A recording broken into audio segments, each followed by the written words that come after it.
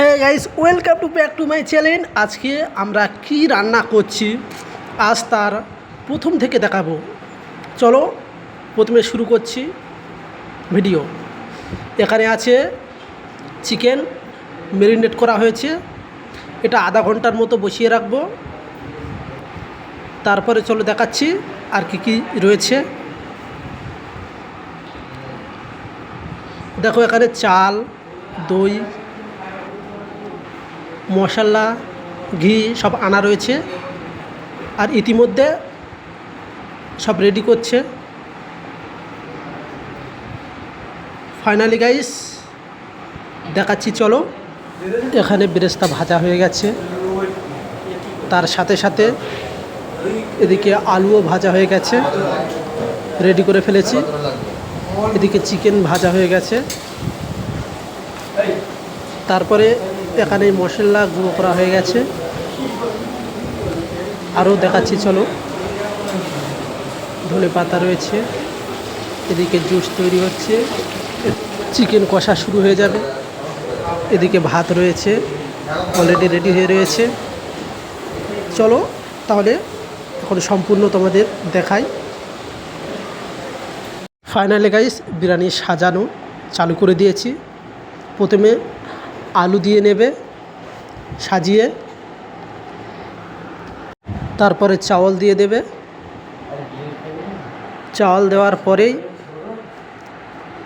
আর কীভাবে দিতে হয় যারা যারা শিখছো দেখো, প্রথমে কিছুটা দিয়ে দেবে উপরে লেবেল করে। তারপরে যে মশলাটা গুঁড়ো করা আছে ওটা দিয়ে দেবে অল্প অল্প করে। দিলে কি হবে, মিডিলে থাকলে ভালো লাগবে ভাবে। তারপরেই বেরেস্তা দিয়ে নেবে হালকা করে, যতটা আছে তার অর্ধেক দিলেই হবে। এইভাবে ছড়াতে হবে। আর তারপরে কি দিতে হবে তোমাদের দেখাচ্ছি, দেখো। তারপরে বেঁচে থাকা আলু যে কটা থাকবে সম্পূর্ণ দিয়ে দেবে। আমরা কিভাবে দিচ্ছি লক্ষ্য রাখবে। আর হ্যাঁ, যারা যারা ভিডিওটি দেখছো ইউটিউবতে দেখলে সাবস্ক্রাইব করে রাখবে এরকমই ভিডিও পেতে। আর ফেসবুকতে দেখলে ফলো করে রাখবে। তারপরে বেঁচে থাকা ভাত দিয়ে দেবে, কিছুটা রেখে দেবে যাতে উপরে দেওয়ার জন্য। তারপরে ছেনটা আর ওই কেওড়া পানি, গোলাপ পানি কিছুটা মিডিলে দিয়ে নেবে। তাহলে কি প্রথমে তো দেওয়া, লাস্টে তো দেওয়া হবে, প্রথমে দিলে সবচেয়ে ভালো হয়।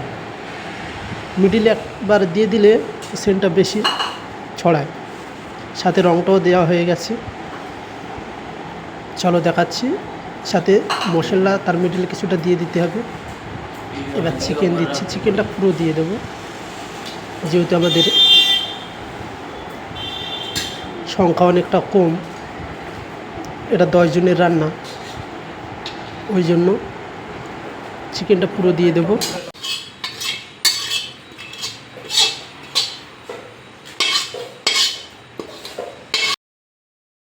তার উপরে যতটা ভাত আছে এখানে পুরোটাই দিয়ে দিতে হবে, আর অবশিষ্ট রাখলে হবে না।